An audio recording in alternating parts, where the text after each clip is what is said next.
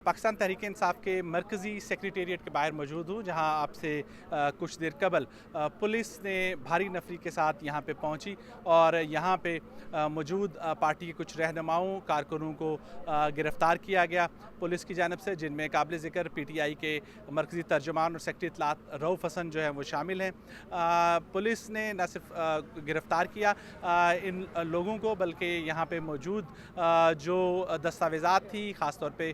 Computers वगैरह, उनको भी अपनी तहवील में लिया। और पुलिस ज़राए से जो अब तक मालूम हो सका है वो यही बताया जा रहा है कि यहाँ इस दफ्तर से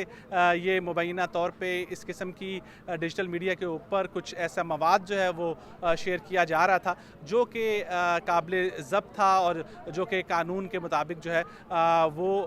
दुरुस्त नहीं पाया जाता था, और इसी बुनियाद के ऊपर पुलिस ने यहाँ पे कार्रवाई की है। बैरिस्टर गौहर जो कि PTI के चेयरमैन हैं, वो उस वक्त मौजूद थे सेक्रेटेरिएट में जिस वक्त पुलिस ने यहाँ पहुँची, और जब ये यहाँ से लोगों को गिरफ़्तार किया गया तो बैरिस्टर गौहर उनके साथ जो है वो गए गिरफ़्तारी के दौरान, और पुलिस लाइन तक वो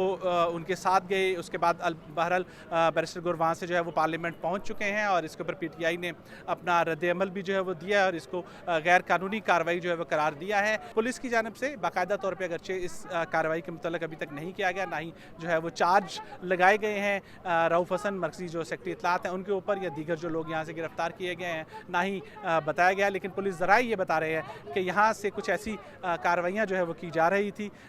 डिजिटल मीडिया के ऊपर, जिसको देखते हुए ये जो है कार्रवाई अमल में लाई गई है। इस हवाले से मज़ीद तफ़सीलात के लिए आप हमारी वेबसाइट और डिजिटल मीडिया प्लेटफॉर्म पे जा सकते हैं।